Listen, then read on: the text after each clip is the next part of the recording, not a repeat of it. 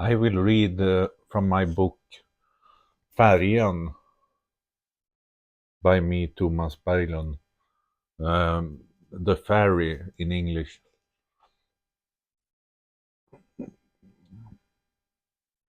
The Ferry, Tomas Berglund, to Oscar. Introduction.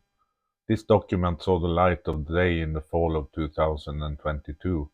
That was during the month of September, and now in the spring of 2023 I'm taking the time to work through all the material in batches.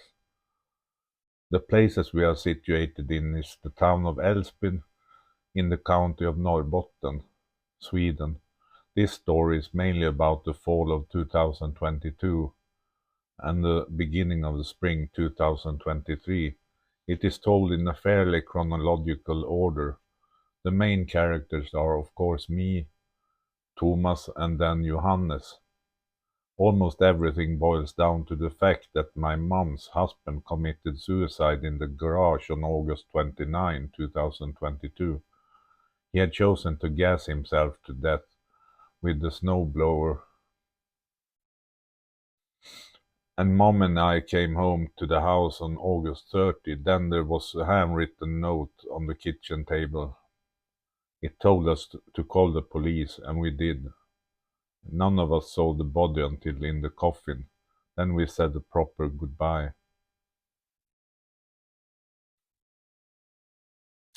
Charon, or Charon, Charun in Etruscan, was in the Greek and the Roman mythology the immortal ferryman of the underworld, who carried the souls of the dead across the river Acheron, or Styx, to the underworld of Hades.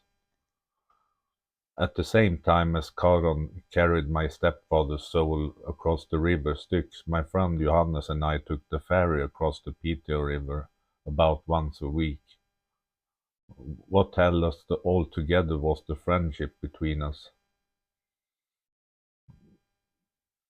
I am a so-called bipolar type 1, and Johannes is a so-called high-functioning Asperger's.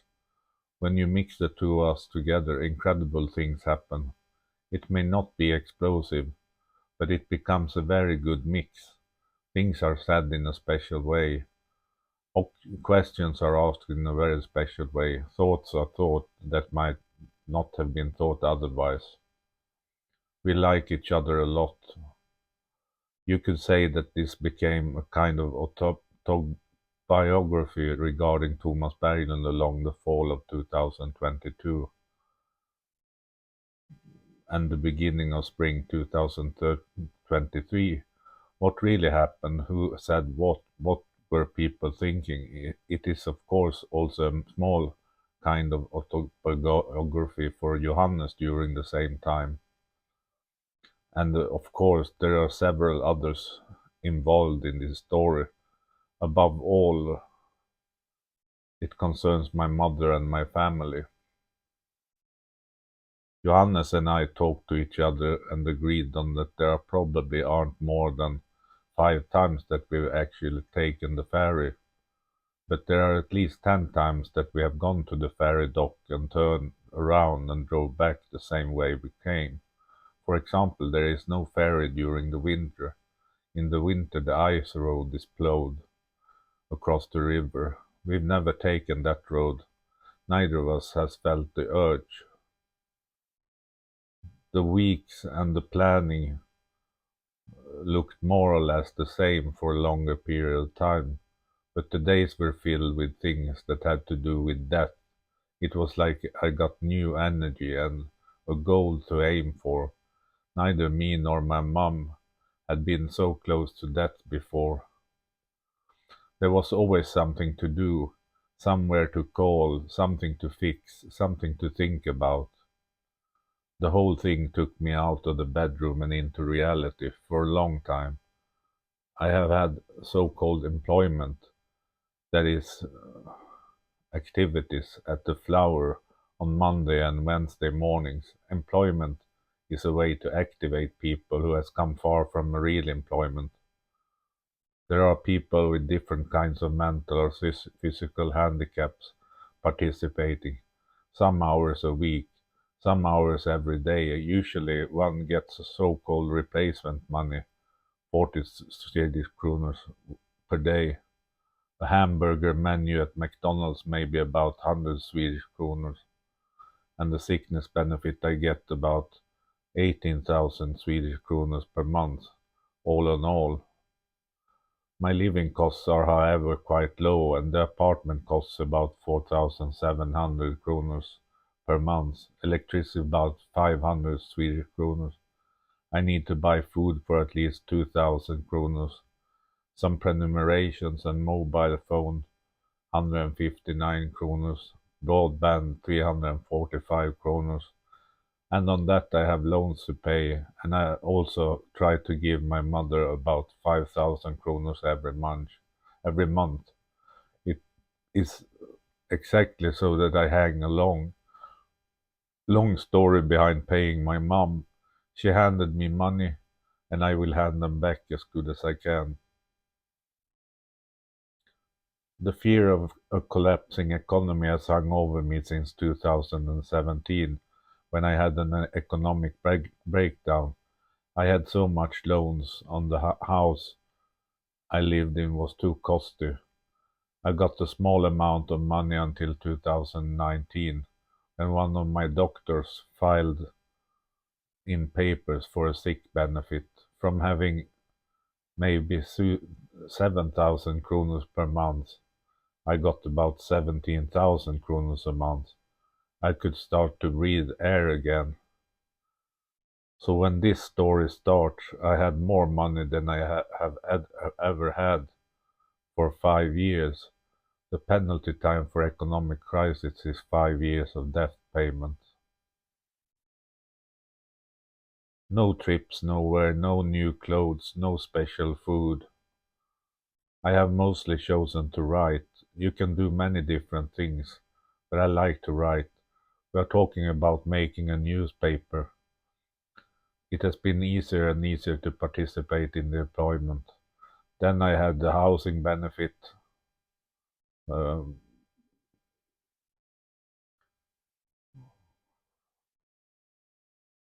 a real staff, which previously came to me 5 times a week. Now it's down to 3 visits a week. Shopping for food has become easier and easier. I used to take advantage of when my mother was shopping. With her with me, it was so easy. I just kind of slide into Willys when she's with me. When I'm alone, I feel smaller and more scared. And then there has been chess club both Wednesday and Thursday evening. I usually buy gingerbread and Christmas must. We are a nice bunch who visit the chess club. I get energy from playing chess. After Thursday chess, Jens, Jan Håkan and I usually have a hamburger at Max. It has become a regular feature. Terribly nice. On Wednesday afternoon I pick up my friend Johannes at Tallvägen 4. Then we go to Max and have a shake deluxe. At least Johannes buys a shake. Then we roll towards Piteå and the ferry terminal in Sikfors. The ferry takes us across the river to the southwest side of the river. Then we drive back to Älvsbyn on the south side of the river. It has kind of become a habit. I see my son Oscar less and less. When we were training for a driving license, we saw each other once a week. Now it's more like once a month. It's sad, said the fox, but that's how it is now. He doesn't need me much anymore. At the same time, he's trying to break free. He's going to find his own way forward, not just follow me. The environment is typically that from Norrbotten, with lots of pine and spruce. In the clearing,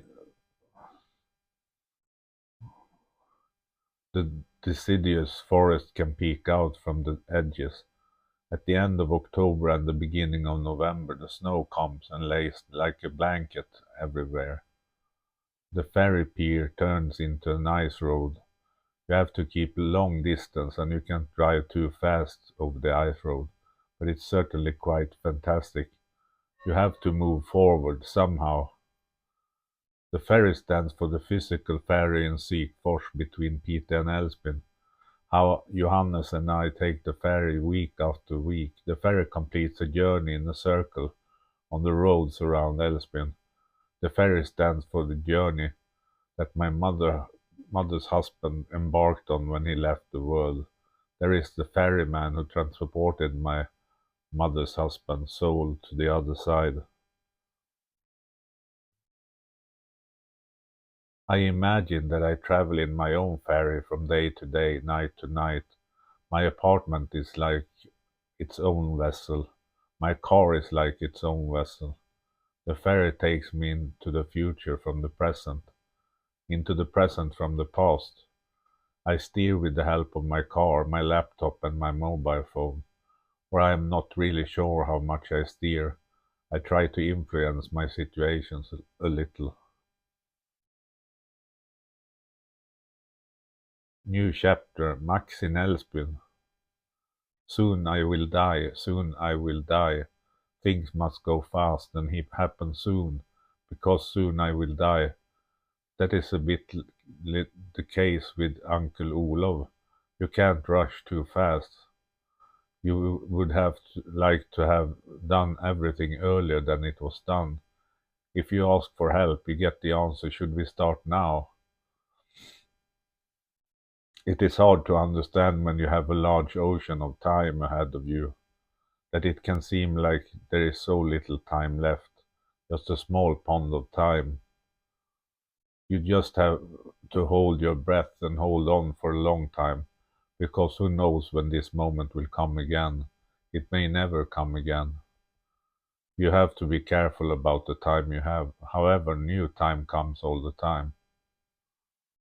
We start our journey at Halmvägen 4 in Älvsbyn. Actually, it already starts when I'm on my way to Halmvägen, but I'm not with Johannes. Then I'm driving the car on my way to him.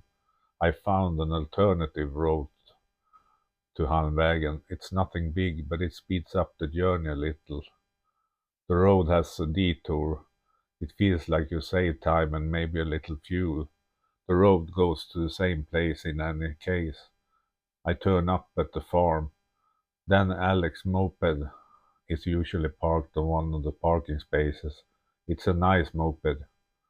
Really nice design. Italian maybe. Johannes has already get ready. Johannes is usually very quick to get to the car. I wonder if he might be waiting in the common room until he sees me.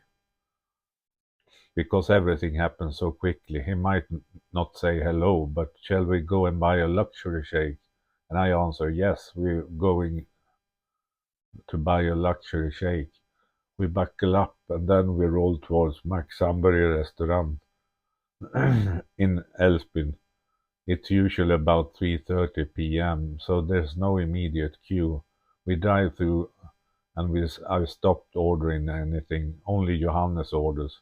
He tries a few different flavors.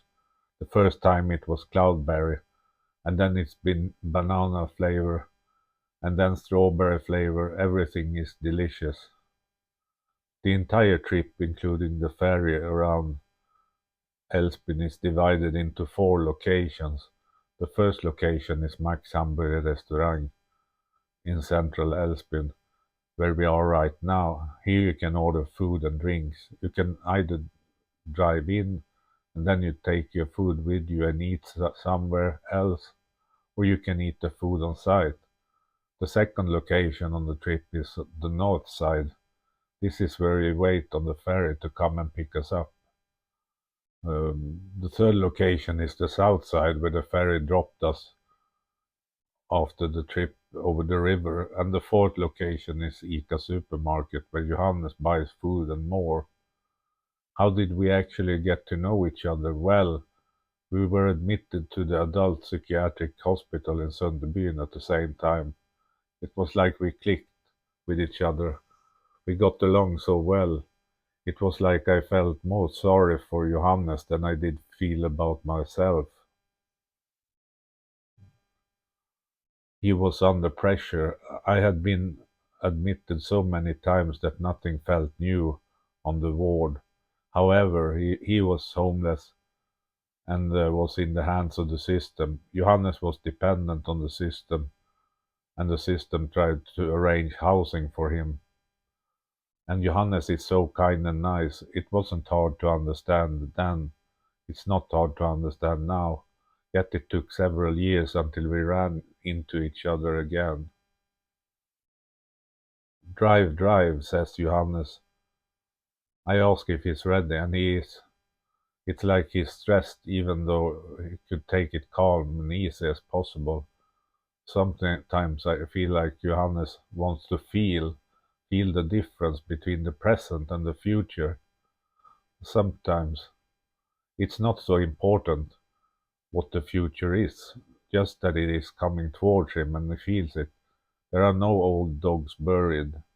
We're on a journey and we're on the road, always on the road, no rest and no peace. Should we go to Piteå today? Maybe Piteå today. But I explained quite briefly that it costs more than 200 Swedish kronor just to drive to Piteå and back. Then Johannes is happy, completely happy. It's like asphalt and concrete everywhere we go, except when we take the ferry, then there's more steel. It's incredible that this ferry, cast and shaped from iron and steel, stays afloat. It's always light during the day.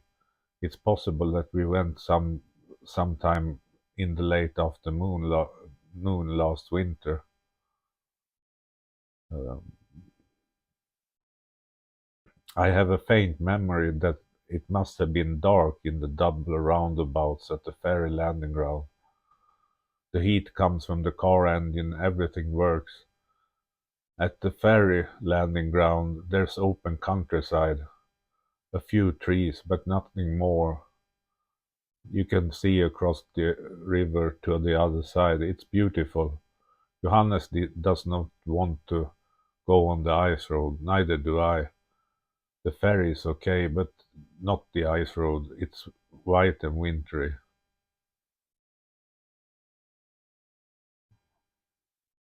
New chapter. Small and frail. Oscar's grandpa was one of the warmest people that I have ever had the chance to meet. He was a great at perceiving and positive aspects of different people and picking them out and reinforcing them. With him I could feel at home even though I was far away. He had the warm, broad smile so close at hand. However, I don't want to say that it must have been easy to be Oscar's grandpa. On the contrary, I think he doubted and doubted in his own heart, even though he brought warmth and security to those around him. What is it about human beings? He simply had that talent to brighten up and pick up other people. Oscar's grandpa used jokingly to say, big and strong to go to People's Park, small and frail goes to Salvation Army. I think it's pretty good. In Swedish it's on rhyme. Sometimes I feel big and strong, and that's a wonderful thing, but quite often I feel small and weak. I hide from everything by curling up in the back of the bed. I set an alarm so that I can get up and get something done. Today is a weekday. The neighbors upstairs is messing with something and it feels like he and his friend are walking around my bed, up with the covers up over my eyes. He's nice. Everyone on the stair is nice. He just sounds a little harsh and determined. I'm in charge of what is called my apartment. When you have been through the transformation from being small and frail to being big and strong in the shadow of illness, you understand very, very much. Everything strong and robust is at the same time completely hollow and empty of content. Everything is a facade that you can see right through if you know where to look. Nothing really falls into place by itself. It may need a push from the side, a small, small push from the side. That's how everything falls into place. And then the whole structure locks into place.